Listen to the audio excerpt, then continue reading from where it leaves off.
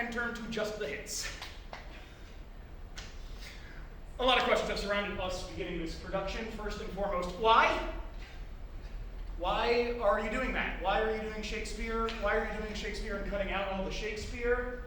Why are you doing the play that is a 400-year-old propaganda piece celebrating English colonialism? And well, it's a really well-written 400-year-old propaganda piece celebrating English colonialism. It is also the story of a man who at birth was told he was a god, and through the humbling in his life, learns he is just a man and still chooses to stand up and fight for the people he believes in nonetheless.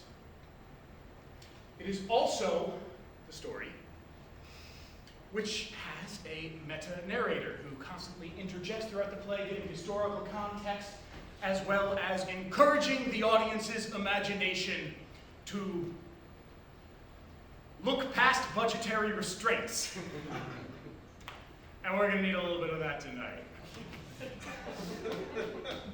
I encourage you to use your imagination to believe you are witnessing 10,000 fresh French soldiers fight the battered English army at the castle of Agincourt. I encourage you to use your imagination to believe you are seeing Henry the Fifth of his name in the year 1420.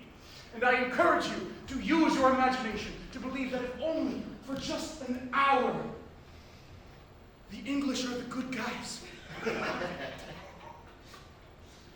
This sentiment is encapsulated in the original prologue text as, "Oh, for the muse of fire that would ascend the brightest heaven of invention, a kingdom for a stage, and princes to act, and monarchs to behold the swelling scene.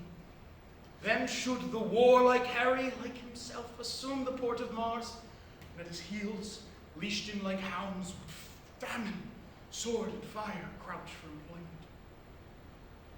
Pardon, gentles, all the flat, unraised spirits that have dared upon this unworthy scaffold to bring forth so great an object. Can this cockpit hold the vasty fields of France? May we cram within this wooden O the very casks that did affright the air at Agincourt.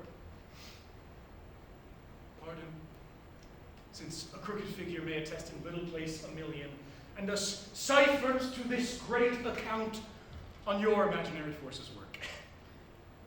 Think when we talk of horses that you see them, printing their proud hooves, either receiving earth, for 'tis your thoughts that now must deck our kings, carrying them here and there, jumping o'er time, and turning the accomplishment of many years into an hourglass. 1 hour. For the which supply, admit me chorus to this history, who prologue like your humble patience pray, gently to hear, and kindly to judge our play!